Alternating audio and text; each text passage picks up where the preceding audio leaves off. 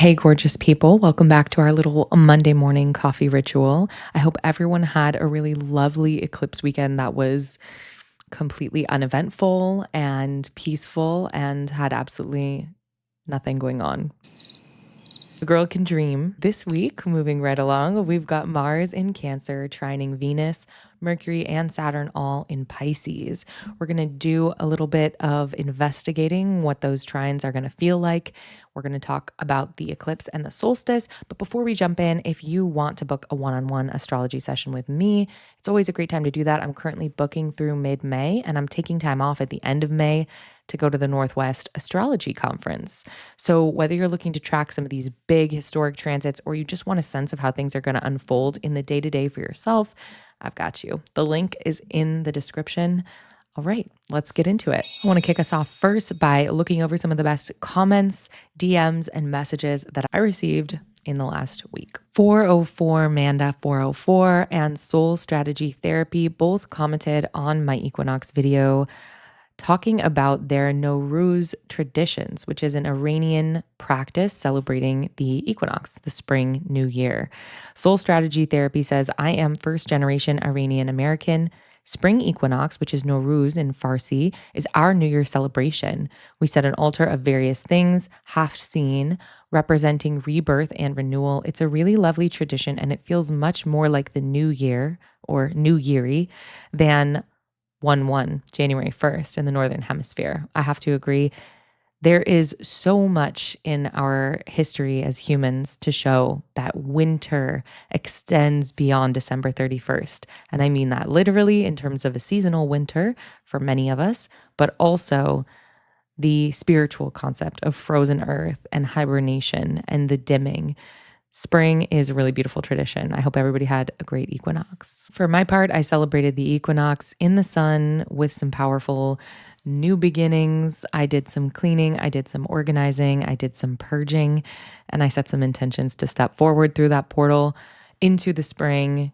I'm feeling really defrosted and regenerated by the sun this week. A few weeks ago, I recorded a video where I called Claude Monet's artwork mid. I revealed something about myself, and I got so many Monet defenders in my inbox telling me, oh, you've just never seen his art in person. You've never seen it in this context. Obviously, you don't understand it. Some of my favorite comments from Spencer Dwight: you've never seen Monet on mushrooms in a museum before. Well, that's true, Spencer Dwight. But I will say I have seen Monet in San Diego, San Francisco, Chicago, New York, in the Louvre, and in the Musée d'Orsay. It's just not for me. I did go to art school, and I do understand the significance that Spencer Dwight points out, and he's right. He was one of the first artists who was able to paint in a non-realistic style in a period when works had very hardline standard to look a specific way. I do understand the significance of Monet. I do appreciate it from that lens. It's just not for me. I also loved Chad Wiseman's take on this. I read a take that Monet eschewed any form of concrete symbolism because his use of flowers was a commentary on pure consciousness beyond language.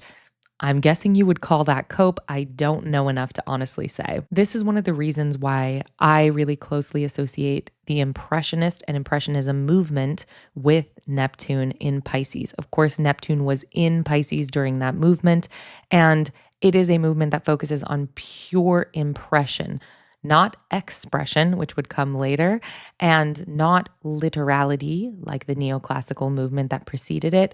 It is all about the subjectivity and the consciousness of the painter and the individual viewing the painting, which is pretty Neptune in Pisces. I also loved this comment on Instagram from Cheeky Bollocks in regards to the discussion we had about amor fati earlier on this channel. Cheeky Bollocks says this. I am learning to give in to what may appear as wild or even delusional from the seat of outsiders, to radically embrace what is my divine given purpose, to accept that I will be misunderstood and not to avoid action out of fear of that. That's beautiful. That is what Amor Fati is all about. Cheers to that. These are the transits we are looking at this week. We have two prominent trines to Mars in Cancer. First, on April 4th, we have Mars in Cancer trining Saturn in Pisces. And then on April 6th, we have Mars in Cancer trining Venus retrograde in Pisces. And throughout this week, from the 31st of March on Monday through April 6th on Sunday, the moon will move from mid-Taurus to mid-Leo. Now, these trines from Saturn in Pisces and Venus in Pisces towards Mars in Cancer both happen within just a few hours of one another. And that's because Saturn and Venus are moving towards a conjunction with one another, actually two conjunctions with one another, as Venus retrogrades back behind Saturn, stations direct, and then will move forward again to conjoin Saturn on April 24th. At her degree of exaltation, 27 degrees Pisces. That's a really special day that I'm looking at, and I'll talk a little bit later in the show about how I'm going to use that day and how I'm using my time right now. But when we're looking at these two trines, Mars trining Saturn and Mars trining Venus, specifically Venus retrograde, it's important to note that even though we break up the months through the Gregorian calendar and we break up these weekly episodes through the calendar, this is happening just a few days after the eclipse as you're watching this. So this is definitely related to what's going on with the eclipse because it happened in Mars-ruled Aries. So the actions of Mars are really important even for the following week, I'd say. The moon will also be in Cancer while these trines are happening, which is significant because it adds some dignity to what Mars is doing. Now, does it make it kinder or softer? I don't know about that, but it definitely adds some dignity for Mars's agenda, Mars's typical agenda. So Mars in Cancer, uncomfortable, unable to act. And now that the moon, who rules Cancer, has returned, it's almost like the moon is playing host. And so Mars is better able to get on his feet and get back to whatever sort of chaotic agony he's interested in causing. Something interesting about these trines is that both parties, both Mars and Saturn and Venus, are making a mutual sextile to Uranus. Mercury is also in the mix because Mercury is floating over here by Venus and Saturn, but Mercury is still retrograde, and Mercury will station direct momentarily after these trines happen. So there is some sort of communication element to this. There's some sort of curiosity and intellect that is being expressed in a surprising or unexpected way, but in a way that is really well greased socially by Venus's presence in a supportive aspect to Mars, to the moon, to Uranus. When we think about that sextile, there's a sense that whatever is bubbling up for you this week, though it may be unexpected, it might actually be helping in a longer term way, in a longer term smoothing over of the situation. So if something rough or sharp or maybe dramatic is coming up for you this week, work with it, sit in the swing of it, and let it guide you to a longer term Venusian smoothing over of whatever perhaps conversation has become inflamed with Mars in Cancer. There may be a long-term path towards creating meaningful relational change. Now, to explore a little bit of the difference between a Saturn-Mars trine and a Venus-Mars trine, we're going to take a look at the birth charts and some interesting quotes from two different figures. So to learn a little bit more about any one transit, I really like to dig into the natal charts of individuals that have this placement. Now, because I like art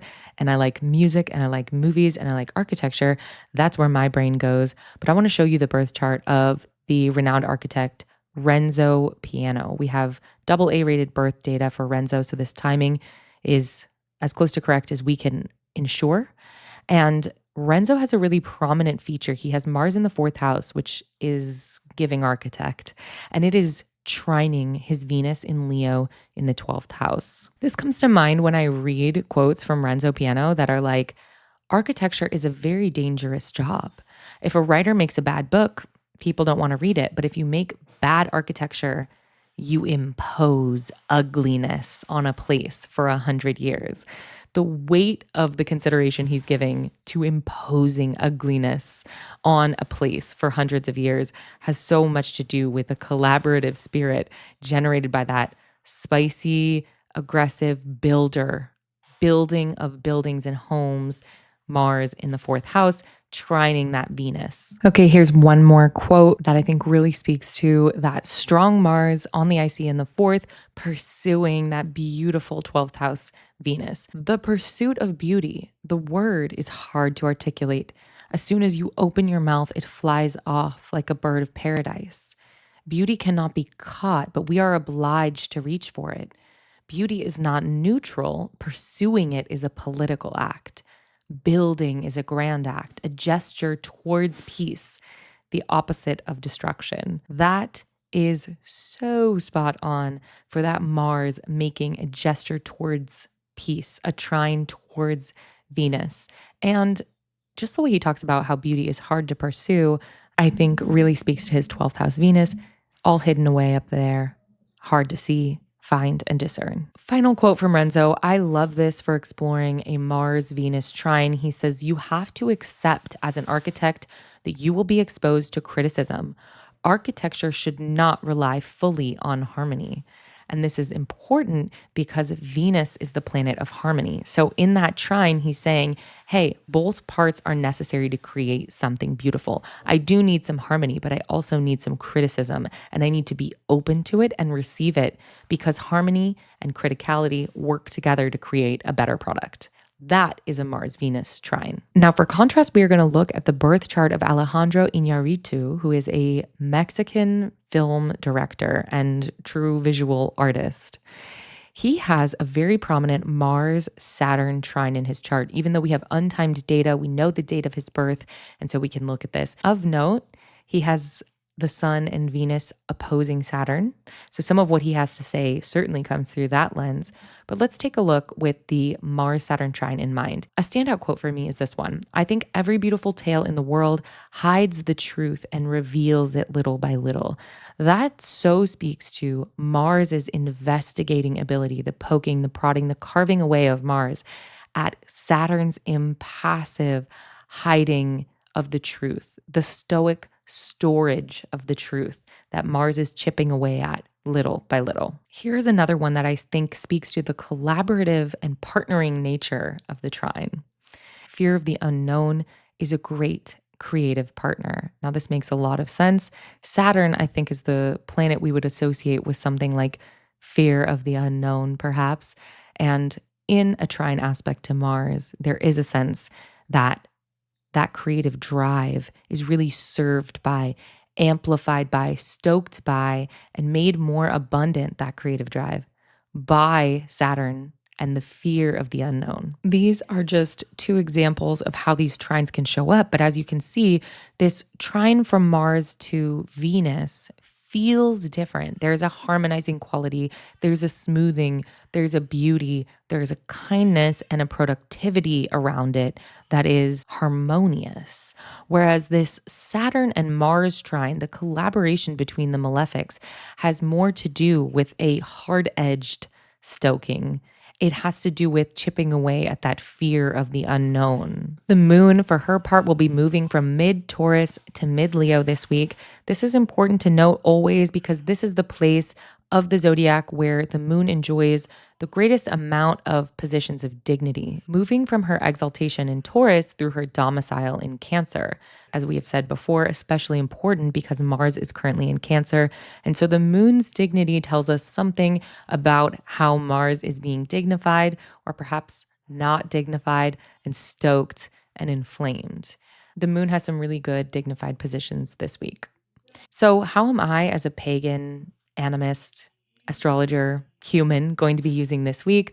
Well, somehow I'd identified this eclipse as being significant and important for myself and my family, but it is funny and humbling and absolutely awe-inspiring how you can see all of the key words of how something is going to unfold, and yet it still manages to shock you and completely take you by surprise, even as it's hitting all of the high notes you expected it to. So I think I'm going to be doing a little bit of reeling, and then we have officially entered into the Neptune in Aries era. And I will be using this time to dream big, to totally unleash my brain from what's practical or what makes the most sense, I am going to dream. My partner and I together are planning to have weekly dreaming sessions. We are going to look at art. We are going to watch movies. We're going to listen to music. We are going to tell and read stories that really inspire within us the feelings that we want to have in the future. Inspiring the feelings, right? Not thinking the thoughts, although it may start that way, but we are trying our hardest to get those feelings into our body. And we'll be doing this pretty much every week from now until Saturn's ingress into Aries on May 24th. 2025. I've said before on this channel, but this is a really potent time for dreaming, and not the kind of dreaming that is leashed to reality, but the kind of dreaming that is like lucid dreaming where anything feels possible. Once Saturn moves into Aries, that's the time to start working and creating practical spreadsheets and planners and to do lists. But for now, dreaming is really, really empowered with Neptune in Aries, especially if you are feeling crunchy and crusty and dried out and desiccated from this Mars retrograde in Cancer and Mars's extended stay there. This is a time to stoke your own vitality and your own radiance and to desperately fan those flames of anything that is making you feel hopeful and optimistic and excited to be alive. Because of these trines between Venus and Saturn and Mars, I'm actually also going to be using this week to keep grinding on some work that I started this spring that I'm hoping is going to culminate at the end of April. I'm personally shooting for that Venus Saturn conjunction on April 24th. So, because this is a collaborative trine between Venus and Saturn and Mars, who I enjoy working with, and I have a good relationship with Mars and Saturn, I'm going to be using these trines to create a more abundant sense of the projects that I'm working on. The trine is a really abundant and amplifying aspect, which means that smaller efforts yield larger results during this time.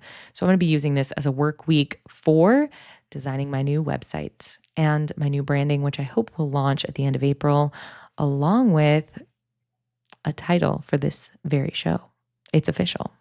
I have something in my mind. You'll see. That's it for me with Mars trining, all this stuff in Pisces. It feels really stoking and motivating, and I'm going to get into it. All right, my coffee is officially gone, which means that our time here is up. As always, it was a pleasure. If you liked this, make sure to like and subscribe. Maybe send it to a friend or drop a comment, and you might be featured on next week's show. Let me know what's resonating for you this week and how you plan to use these trines, these transits, these references, and what it's bringing up for you. I would love to hear it. See you all next Monday.